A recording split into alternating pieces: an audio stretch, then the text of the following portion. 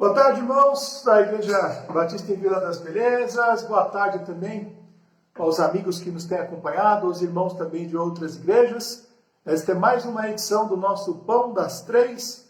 Hoje é dia 15 de março de 2021. Eu sou o pastor Júnior e já começo agradecendo a presença de cada um de vocês, pedindo a vocês também que compartilhem aí nas redes sociais e nos grupos também, para que mais pessoas possam estar conosco e possam também nos acompanhar.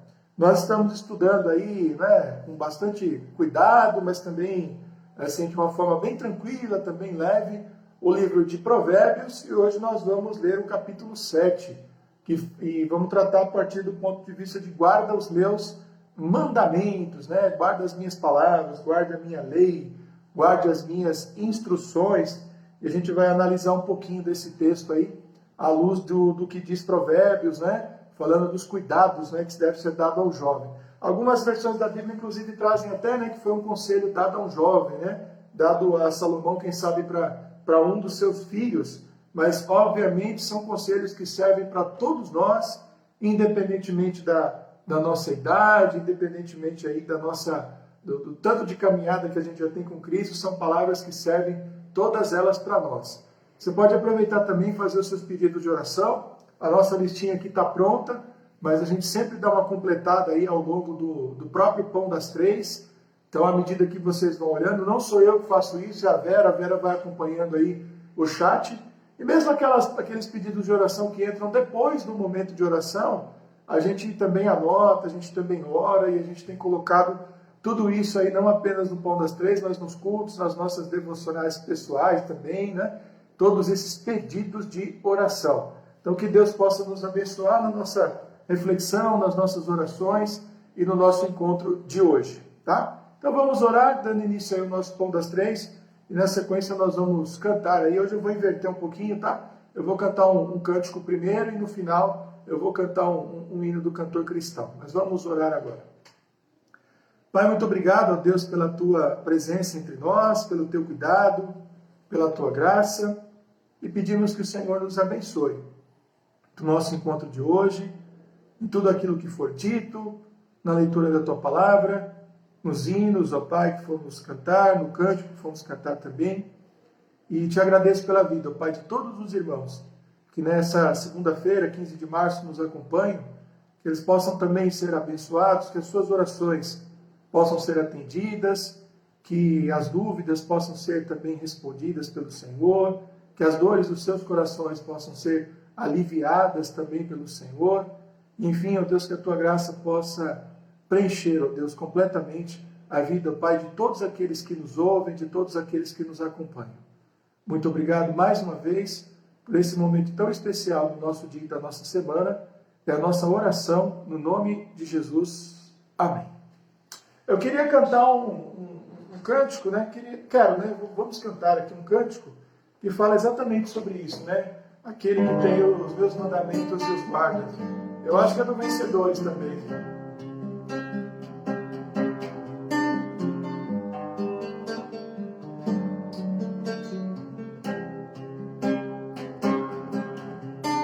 Aquele que tem os meus mandamentos e os guarda. Esse é o que me ama. Aquele que tem os meus mandamentos e os guarda. Esse é o que me ama. E aquele que me ama será amado por meu Pai. E eu também o amarei e me manifestarei a Ele.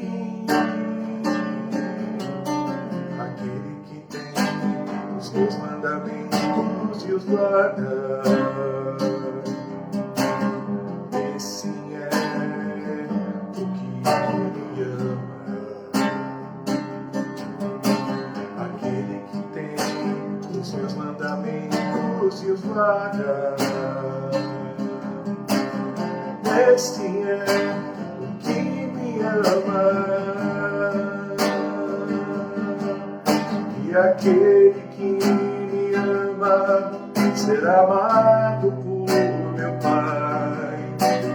Eu também o amarei e me manifestarei a Ele.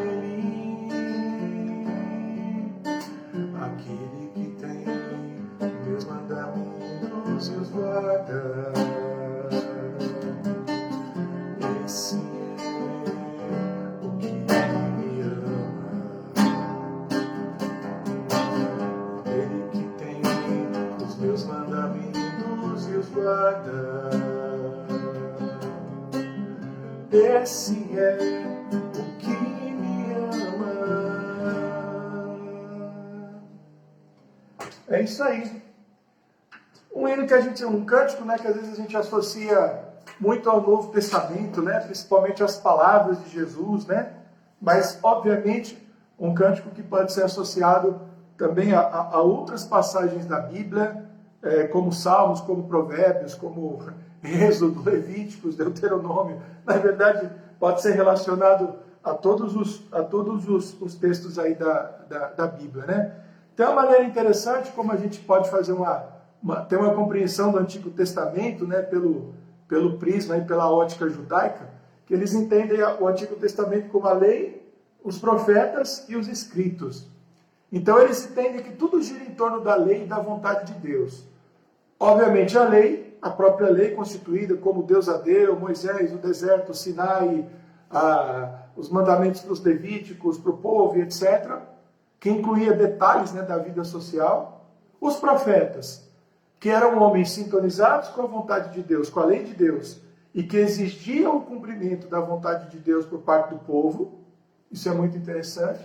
E os escritos, que são a história da relação do povo com a lei e com o próprio Deus. Então, a Bíblia toda gira em torno da lei e da vontade de Deus. Então, é muito falaciosa essa ideia de que, às vezes, algum tem assim, a gente não vive mais debaixo da lei. Bom, qual lei, né? Tem que saber do que está dizendo. A lei que era questionada no Novo Testamento era a lei humana, as interpretações humanas, né? Que vinham lá do Midrash, que vinham do Talmud, carregadas, né, de conceitos humanos, carregadas de uma série de coisas, mas a lei de Deus ela sempre precisou ser obedecida. Tanto é que o próprio Jesus disse, né, eu não vim para abolir a lei, eu vim para cumpri-la, né? Então Jesus é o cumprimento da lei. E por isso que a lei é resumida, né, em amar a Deus sobre todas as coisas e ao próximo como a si mesmo, que foi o que Jesus fez na sua plenitude e foi também o que os apóstolos nos deixaram como cumprimento da lei. Então a gente tem que ter muito cuidado com essa história de fugir do cumprimento da lei, do cumprimento dos mandamentos, e tem que separar, né, as interpretações falsas e erradas. Então, está bem justificado a gente pensar nessa tarde a respeito de guardar os mandamentos, pensando lá em Provérbios, aquele livro bem antigo, né? Aliás, os livros do Novo Testamento também são antigos, né? Já tem quase 2000 anos aí que foram escritos, né? Se a gente levar em consideração e considerar que o último escrito foi Apocalipse nos anos 90, nós estamos aí próximos aí a 2000 anos, né, do livro mais novo do Novo Testamento, que é o livro de Apocalipse. Mas é isso aí, guarda os meus mandamentos. Provérbios 7, de 1 a 24, na verdade é o capítulo inteiro, né? Nós vamos ler o capítulo inteiro, mas obviamente fazendo alguns destaques da maneira como Salomão pedia para que os mandamentos fossem guardados, os ensinamentos dele como um pai. E é lógico que a gente está sempre olhando Provérbios sobre esses dois olhares, né? É Salomão, um homem, falando ao seu filho, mas é o próprio Deus falando ao seu povo, tá? A Bíblia ela tem esse poder, a palavra de Deus ela tem esse poder de ter, de ter uma dupla referência, né? De ter uma dupla aplicação. Uma aplicação para aquele momento em que o texto foi escrito e uma aplicação para hoje.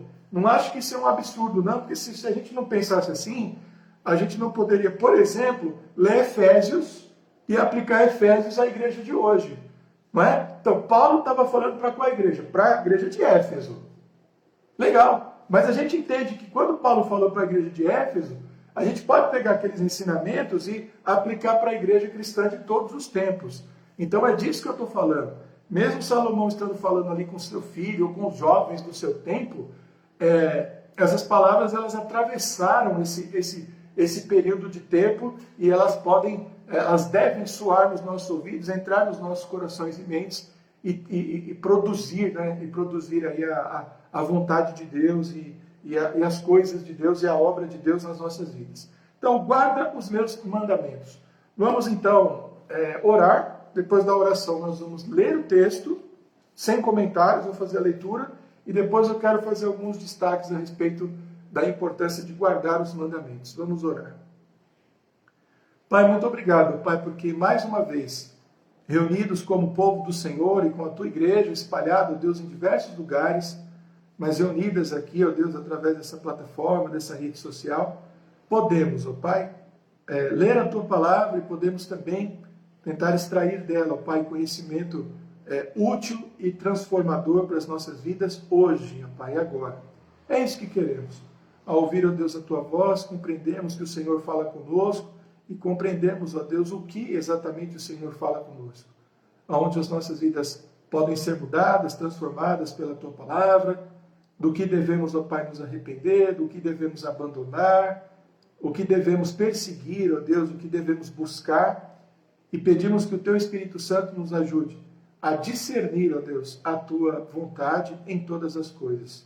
Muito obrigado, eu oro e te agradeço no nome de Jesus. Amém. Muito bem. Eu realmente acredito que existam pessoas muito bem intencionadas fazendo bobagem. Eu acho que Deus também não vai julgar a gente só pela sinceridade do nosso coração. A gente também não basta ser sincero. Aliás, tinha até um livro, né, antigo aí, os mais antigos devem lembrar, circulou bastante, era Sincero, mas Errado. A gente não pode fazer uma ode à sinceridade, né? Porque não adianta você ser sincero se você está errado.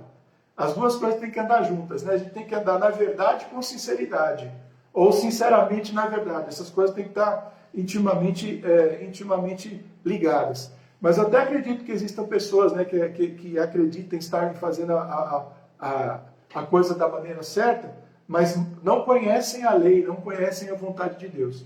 É por isso que a gente estuda as Escrituras. Além de elas transformarem a nossa vida, elas também nos dão uma orientação a respeito do que é certo, do que é errado, do que é bom, do que funciona, não só de um ponto de vista pragmático, né? Mas para a gente não perder tempo, porque Deus não gosta de ver o povo dele correndo atrás do vento, não gosta de ver o povo dele, como diz lá em Isaías, né, metendo o dinheiro num saco furado, né, cai e some, né, e perdendo o seu dinheiro, perdendo o seu tempo. Deus não gosta, tá bom?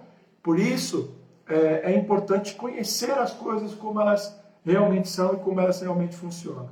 Uma das coisas que a gente exige tanto de vocês, né, na Igreja Batista em Vila das Belezas, é saber qual é o conceito de igreja, o que é uma igreja, né, como é que uma igreja funciona, não é? E tem muita gente, a maioria das pessoas tem uma dificuldade muito grande para compreender isso, tá? E a gente está aí para trabalhar, para ensinar, para ajudar, para compreender isso aí. Vamos ver hoje então, um pouquinho então, a partir aqui então de Provérbios 7, lendo até o versículo 24, sem interrupções e depois continuando os nossos comentários. Filho meu, guarda as minhas palavras e esconde dentro de ti os meus mandamentos. Guarda os meus mandamentos e vive, e a minha lei como a menina dos teus olhos. Ata-os aos teus dedos, escreve-os na tábua do teu coração. Dize à sabedoria, tu és minha irmã, e à prudência chama tua parenta, para te guardarem da mulher alheia, da estranha que lisonjeia com as suas palavras, porque da janela da minha casa, por minhas grades, olhando eu, vi entre os simples, descobri entre os jovens um jovem falto de juízo, que passava pela rua junto à sua esquina e seguia o caminho da sua casa, no crepúsculo, à tarde do dia, na escuridão e trevas da noite. E eis que uma mulher lhe saiu ao encontro com enfeites de prostituta e astuto coração. Esta era alvoroçadora e contenciosa, e não paravam em casa os seus pés, ora pelas ruas, ora pelas praças, espreitando por todos os cantos. Aproximou-se dele, o beijou e esforçou o seu rosto, e disse, sacrifícios pacíficos tenho contigo. Hoje paguei os meus votos. Por isso saí ao teu encontro a buscar-te diligentemente a tua face e te achei. Já cobri a minha cama com cobertas de tapeçaria, com obras lavradas com linho fino do Egito. Já perfumei o meu leito com mirra, aloés e canela. Vem, saciemo-nos dos amores até pela manhã, alegremo-nos com os amores. Porque o marido não está em casa, foi fazer uma jornada ao longe. Um sactel de dinheiro levou na sua mão, só no dia marcado voltará a casa. Seduziu-o com a multidão das suas palavras, com as lisonjas dos seus lábios o persuadiu. E ele segue logo como boi vai ao matadouro, e como louco ao castigo das prisões. Até que a flecha lhe atravesse o fígado, como a ave se apressa para o laço, e não sabe que ele está ali contra a sua vida. Agora, pois, filhos, dai-me ouvidos e estai atentos às palavras da minha boca. Não se desvie para os seus caminhos o teu coração, e não andes perdido nas suas veredas, porque há muitos feridos derrubou, e são muitíssimos os que por ela foram mortos. Caminhos de sepultura é a sua casa, os quais descem às câmaras da morte. Tá? Então, um texto aqui bastante direto. Antes da gente fazer os nossos comentários, né, para a gente entender melhor o texto, vamos aqui fazer alguns destaques, aqui, algumas divisões aqui para a gente entender o texto. Eu gosto de fazer isso porque ajuda a gente a compreender melhor. Né? Então, quando a gente está vendo até o versículo 9, a gente vê Salomão, e aí é o próprio Deus, falando para os seus filhos sobre a importância de guardar a sua lei. E ele vai enfatizar algumas coisas muito importantes. Ata aos teus dedos. Então eles faziam isso mesmo, né? Faziam as fitinhas com pedaços dos mandamentos assim, amarravam nos dedos. Escreve-as na tábua do teu coração. Aí é lógico que não é uma coisa, não é objetiva, mas dando aquela ideia, escreve nas tábuas do teu coração, fazendo uma referência às tábuas dos mandamentos e falando, grava no teu coração, tem que estar gravada lá. E aí ele diz a sabedoria e a prudência, né, que elas são suas irmãs, são suas parentes. Tá? E aí o que acontece? Aí, Salomão, né, ou essa pessoa que escreve, ele diz que ele está na janela da casa e ele começa a observar a vida de um jovem que vai passando. E ele sabe e ele percebe, né, que a mulher vai abordar aquele que for falto de juízo, tá? E que está andando, vagueando pela rua, está indo para casa, mas ele não está naquela decisão firme de ir para casa, ele está ao sabor do vento. Qualquer convite que vier, ele vai aceitar. Aí, a partir do verso 10 até o verso 21, então ele reserva assim, um período bastante longo, ele vai detalhando todo o processo de sedução dessa mulher. É curioso porque ela é uma mulher casada, então ela é uma mulher adúltera, ela tem uma falsa religiosidade, né? Por quê? Ela diz que ela já pagou os seus votos, ou seja, ela está purificada, né, dos seus pecados, ela está preparada, e isso na cabeça do rapaz seduzido vai funcionar como uma armadilha, como se ele estivesse tocando numa mulher pura. Ele sabe que não é, mas ele se deixa persuadir por esse tipo de ideia ruim.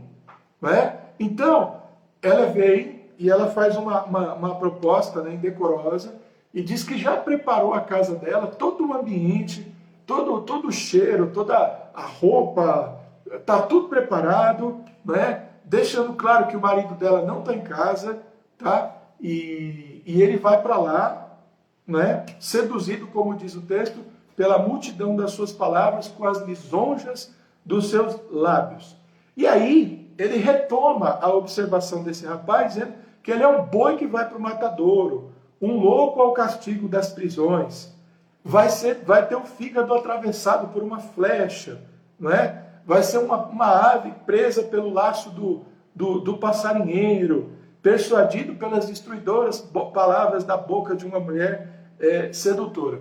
E aí, a quarta parte, né, dessa divisão, ele pedindo mais uma vez a atenção às palavras da sua boca, da boca de Deus, das bocas da sabedoria e da prudência, para que os caminhos do coração dele sejam mantidos firmes, porque quem sai desse caminho é morto, é derribado, né, ou derrubado, como a gente também usa, e vai para o caminho da sepultura e tudo mais, que descem até as câmaras da morte. Então, a gente tem que entender também, né, que para nós a gente pode ampliar. Ah, pastor, então o senhor está falando apenas para os rapazes, para os homens, não está falando para as mulheres? Não, isso aqui serve para todo mundo.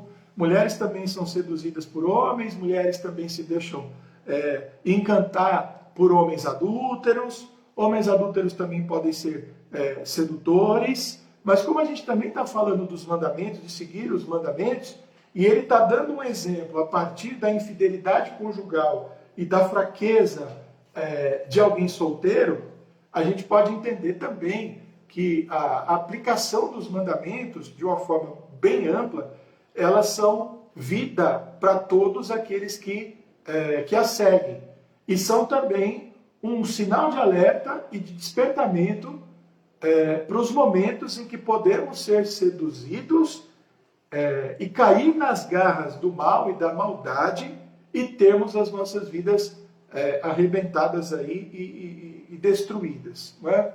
Olha que interessante, vamos lá, vamos voltar para o Novo Testamento, a gente vai ficar fazendo esse jogo. Jesus, em mais de uma oportunidade, ele conversou com pessoas a respeito do cumprimento dos mandamentos. Não há dúvidas de que a conversa dele, pelo menos não tem dúvida para mim, né? Essa expressão é tão perigosa, né? Não há dúvidas, não há sombra de dúvidas. Às vezes pode ter dúvida para alguém, né? Pode ser só um argumento de retórica para convencer alguém de não pensar a respeito de alguma coisa. Então, mas não há dúvidas mesmo. Eu acho que o texto talvez mais contundente do Novo Testamento nos diálogos com Jesus é com o jovem rico, né? Que nas versões antigas é o jovem mancebo, né? O jovem rico, porque ali é um detalhamento, né? Dos mandamentos. Não é? Você não roubou, não adulterou, honrou pai e mãe. Nem todos os mandamentos, né, estão declarados ali, mas a gente sabe que dentro dessa cultura bíblica, neotestamentária, até veterotestamentária, do Velho Testamento, mesmo quando os mandamentos são citados parcialmente, o que se está exigindo daquele que ouve é o conhecimento de todos eles e o cumprimento de todos eles. Então, Jesus está ali naquela conversa com aquele rapaz, e o extrato daquela conversa é o seguinte: aquele rapaz, ele não seguia os mandamentos como ele achava que seguia. Por quê? Porque ele estava seduzido, ele estava envolvido, ele estava conquistado, ele estava derrubado pelas riquezas. Então esse é um dos casos aí bastante graves e bastante sérios. Não há na conversa de Jesus com Nicodemos, por exemplo, em João capítulo 3, um debate a respeito dos mandamentos, mas ele era também um doutor da lei, um fariseu, um profundo conhecedor da lei, alguém que exigia de si mesmo o cumprimento da lei.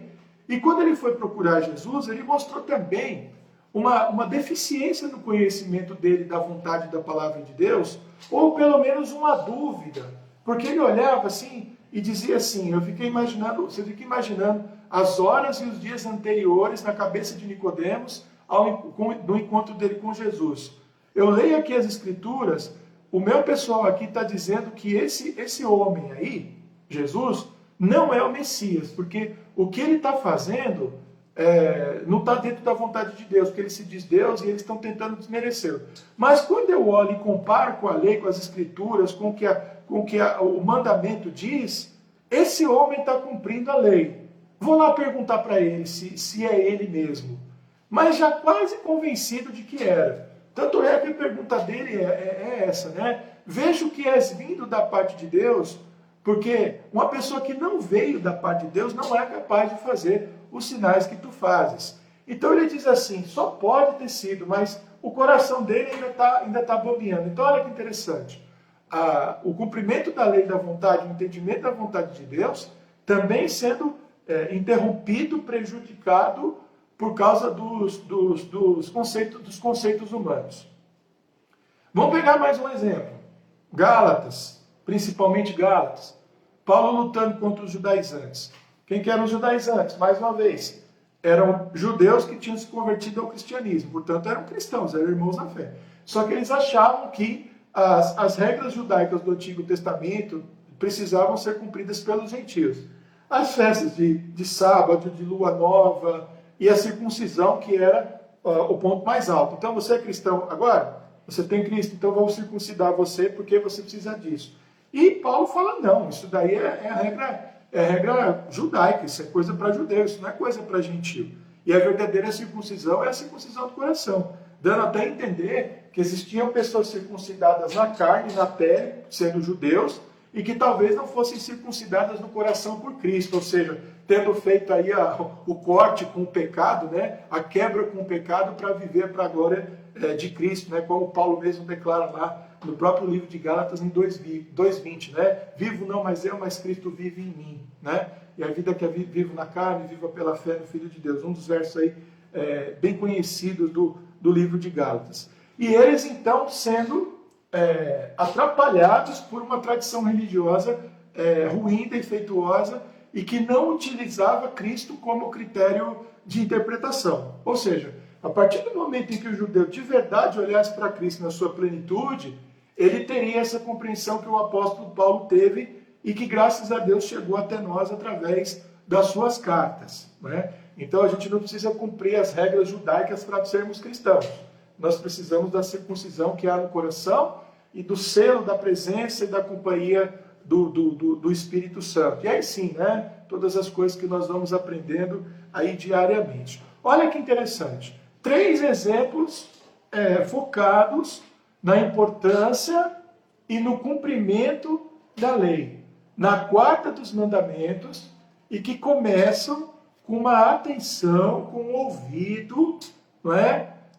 Com guardar no coração, com uma interpretação que seja sadia, porque a gente precisa sim interpretar a Bíblia, né?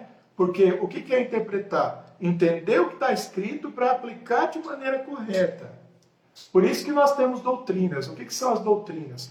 As doutrinas nada mais são do que as interpretações que se solidificaram ao longo do tempo e que vêm a nós como princípios que nós podemos abraçar sem medo. Isso, a sã doutrina, a doutrina verdadeira. Então vamos dar um exemplo, né? Deus criador dos céus e da terra, Deus como juiz, está na Bíblia, mas é uma doutrina. O nascimento virginal de Cristo, a sua vida sem pecado, a sua morte na cruz como sacrifício para morrer pelos pecadores que creem. Isso é doutrina, isso é doutrina. Esse entendimento, essa leitura ampla da Escritura que nos ajuda a ter os pés firmes em conceitos que vão alicerçar a nossa fé, o nosso entendimento e a nossa vida prática de uma maneira sadia. Então, olha que interessante, né? Como é que isso se transforma em algo bacana.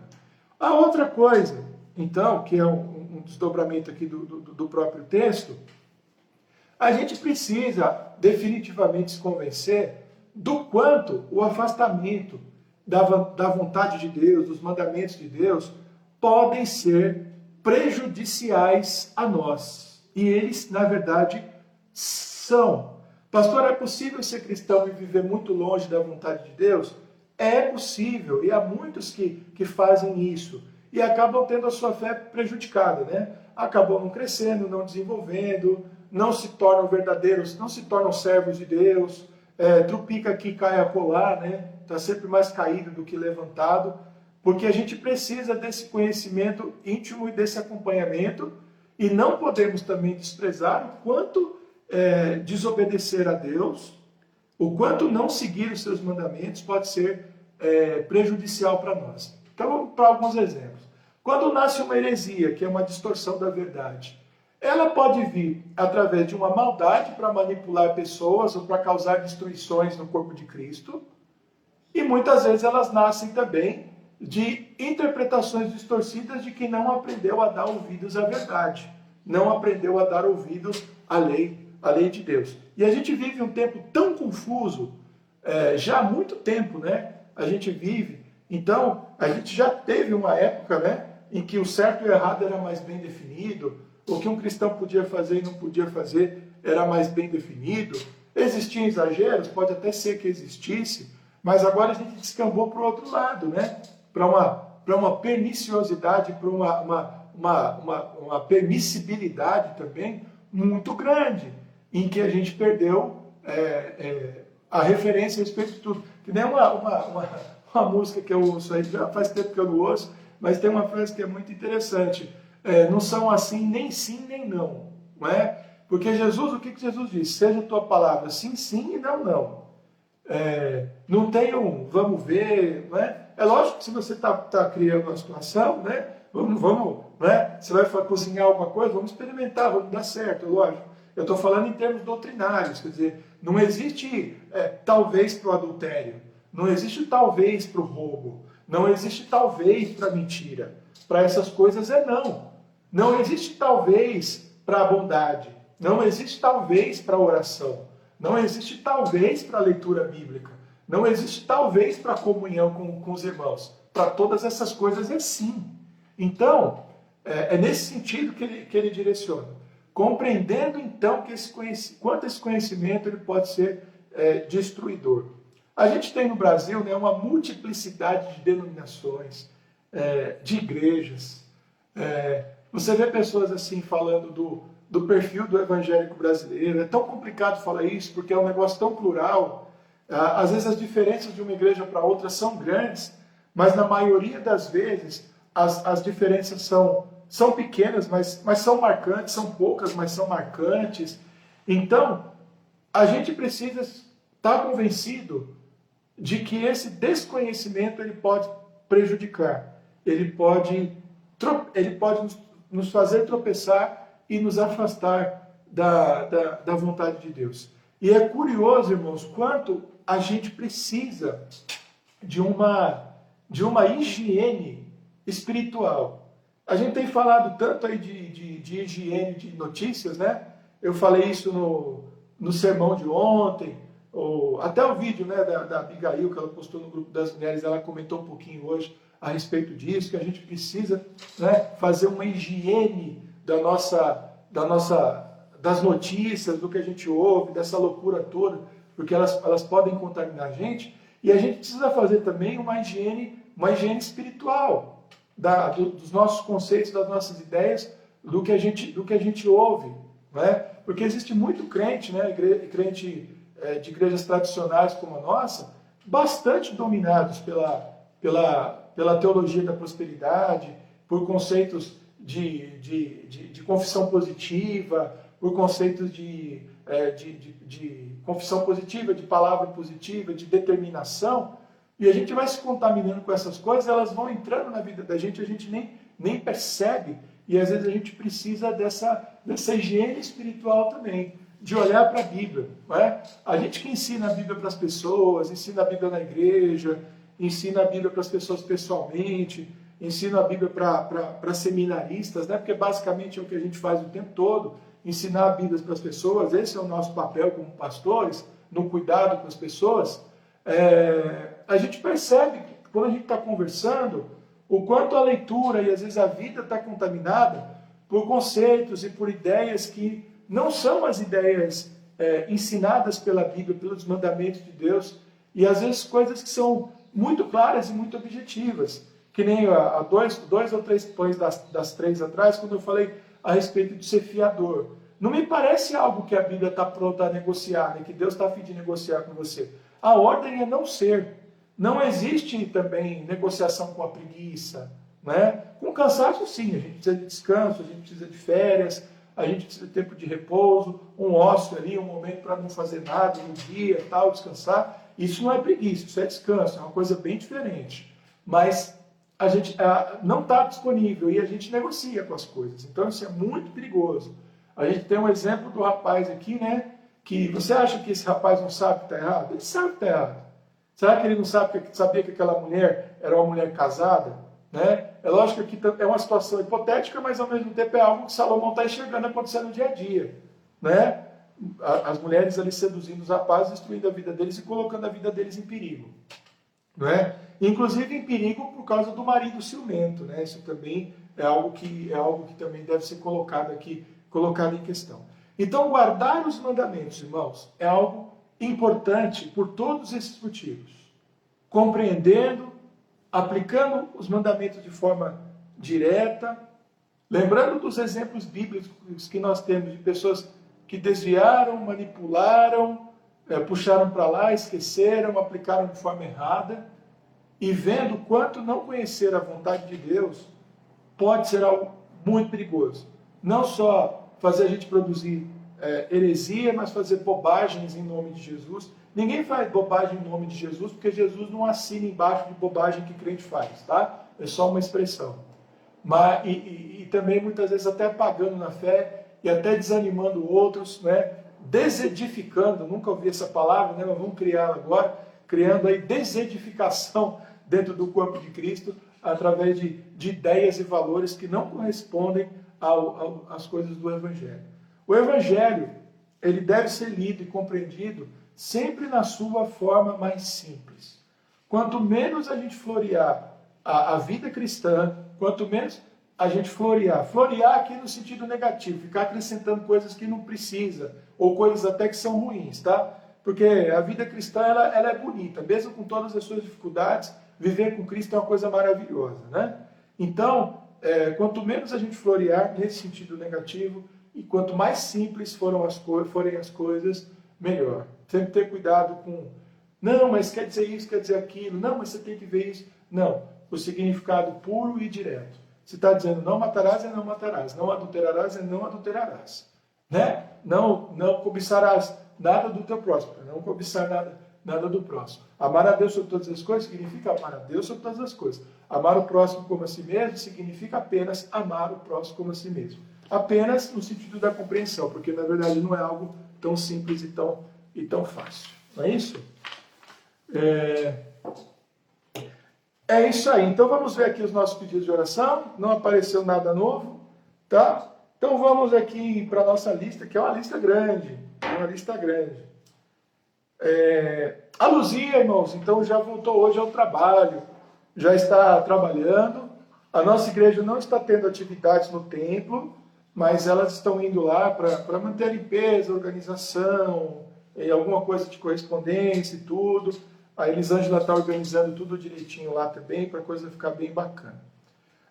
E ela, hoje, a gente conversou um pouco pelo WhatsApp, e ela trouxe a notícia, né, para colocar nas nossas orações, que o Gerson deve ser conhecido de muitos irmãos aí da igreja. Eu mesmo conheço o Gerson, ele canta, toca violão, nós já tocamos juntos. Teve um MJI lá de 2014, mais ou menos 2015, em que teve uma noite lá que nós tocamos juntos lá com o Efraim, com a turma toda. Ele é da igreja do Itamaraty e ele está com Covid. Ele não está internado, mas ele tá sofrendo bastante com os efeitos da Covid e indo aí reiteradamente ao hospital, mas graças a Deus não precisou ser internado. Então, vamos orar pela vida do Gerson e agradecer pela vida da Luzia que voltou. O irmão da Vera, o Davi, ainda não conseguiu fazer a diálise, né, a hemodiálise, e estão tentando fazer uma transferência dele do hospital onde ele está para o hospital do convênio dele. Né? Curiosamente, o Davi trabalha na área da saúde, né? Ele é motorista de ambulância já há muitos anos. Né? A Leila, né? A Leila pediu oração pela família dela e principalmente pela família da tia dela e de um primo dela que faleceram nesse final de semana com Covid. Então a mãe faleceu no sábado e o filho no domingo. Essa mulher, né, a mãe desse rapaz, parentes aí, a tia e o primo da Leila. Ficaram então, né, a Magda, a Magneide, o Valdir, o Júnior e os demais familiares. Ela pediu que nós orássemos pelo consolo, pelo conforto na vida dessa família que perdeu 2 dos seus membros aí no final de semana. O nosso irmão Abenomil foi hospitalizado por causa da saturação dele que está baixa, e a irmã Carmelita está melhorando. Né? A gente continua orando pela mãe da Isabelle também, que é a Maria Luísa. Continuamos orando pela vida do Luiz Carlos, tá? Que é irmão da Cida Fraga, esposa também, filhos do Luiz Carlos. A Zilda, né, cunhada também da nossa irmã Cida Fraga, que também está entubada, mas em condição estável. A Ana Lúcia, sobrinha da irmã Ruth. Ainda continuamos orando pela vida do pastor Josias e pela Rebeca, sua filha, além do seu cunhado e de sua sogra. Pela vida do Tilson, do nosso irmão Miguel Moura, tá? Pela vida do senhor José Carlos também, e o pessoal da família da Cida, né? O Alex, tá? Que são parentes aí da Cida, que também estão com Covid.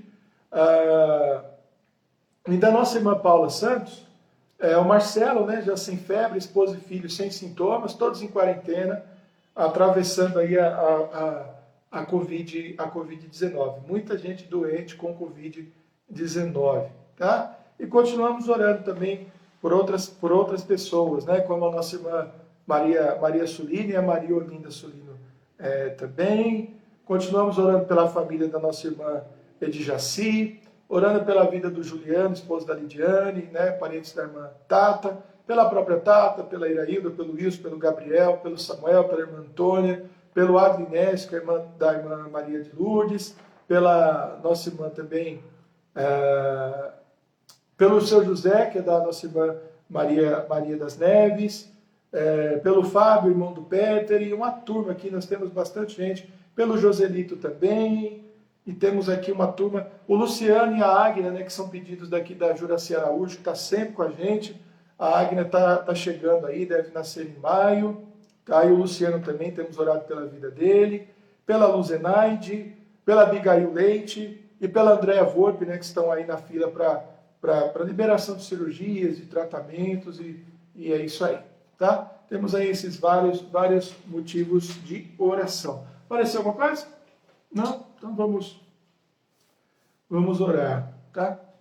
Pai querido, nós te damos graças, ó Deus, pela vida de todos os nomes, ó Pai, de todas as pessoas que fazem parte dessa lista de oração, que inclui os idosos da nossa igreja, os profissionais da área de saúde, as vacinas, os nossos governantes, mas também, ó Pai, pessoas que conhecemos, ó Pai, que estão nesse momento enfrentando problemas de saúde pela Covid, problemas de saúde por causa de câncer, pessoas, ó Deus, que estão aguardando cirurgia, bebês, ó Deus, como a Agna, Pai, que estão para nascer, familiares, ó Deus, também pelos quais oramos para que tenham o conhecimento de Cristo, para que se convertam, para que alguns também possam voltar à tua casa, para Deus, para te adorar, a congregar com o teu povo, mesmo com distanciamento, mas serem, ó Deus, novamente aquecidos e tocados pela tua palavra.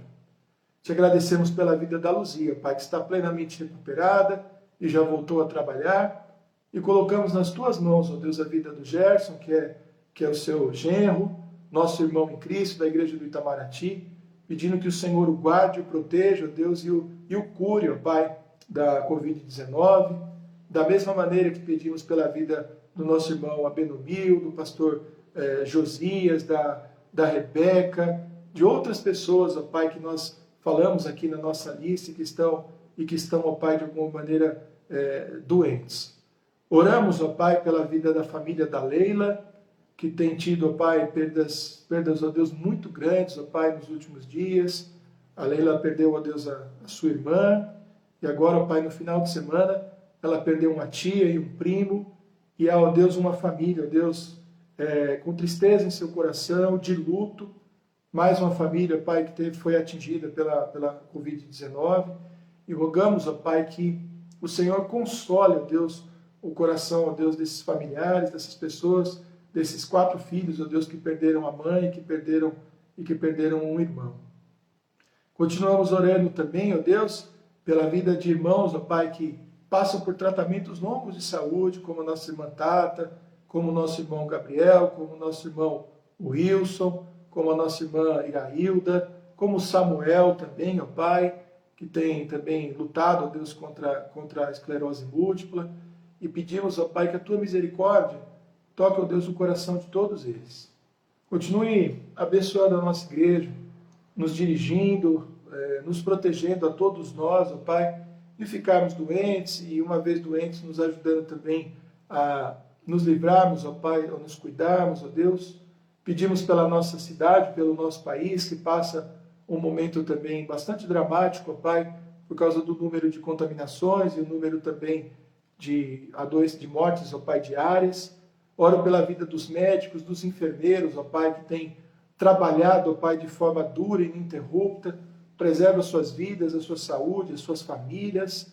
Pedimos pelas vacinas também, ó Deus, que estão no ritmo lento, e pedimos que, pela tua graça, ó Pai, os laboratórios, os fabricantes possam produzir, ó Deus, e entregar não apenas para o Brasil, ó Deus, mas em todo o mundo, para que, ó Deus, o mundo possa ser vacinado, Pai, e pessoas possam viver, possam sobreviver. Te agradecemos por aqueles que já foram curados e pela Tua graça o número de curados é muito grande. Muitas pessoas, ó Deus, passaram por momentos muito difíceis, mas estão, ó Deus, libertas, ó Pai, da Covid, e isso também nos alegra o coração. Continue conosco, continue nos guardando, nos abençoando. É a nossa oração no nome de Jesus. Amém. É isso aí, irmãos. Vamos cantar um hino do cantor cristão, que é bem curtinho. Ele é bem curtinho mesmo. Eu achei interessante.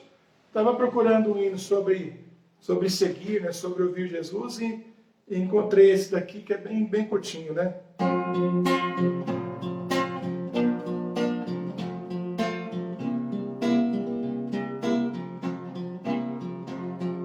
Sempre, sempre seguirei a Cristo, seja por onde for, sempre seguirei. Sempre, sempre seguirei a Cristo, seja pois por onde for, sempre seguirei. Seguindo a Cristo. Um hino bem curtinho, né? 352 aí do cantor cristão, para nós encerrarmos o nosso encontro nessa tarde. Ontem eu anunciei, né, erradamente, eu acho que eu estou com saudade do pastor Israel do Pão das Três, falei que hoje o Pão das Três seria com ele, mas na verdade ele retorna amanhã, tá bom? Na verdade, coitado do pastor Israel, é a volta dos que não foram, né? Porque nesses dias aí a igreja passou por mudanças, né, com o nosso recuo das nossas atividades no templo, né, ali transmitindo os cultos online, e a gente precisou que ele participasse aí das decisões, e ele, graças a Deus, nos atendeu aí, participou aí de todas as decisões, mas amanhã ele está de volta para valer, tá bom? Já participando aí, nos dirigindo aí no Pão das Três.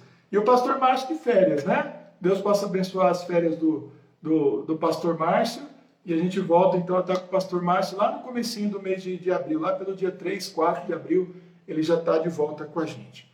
Irmãos, fiquem em paz, então, Pão das Três, até amanhã, aqui por mesma página do Facebook. Deus abençoe a todos.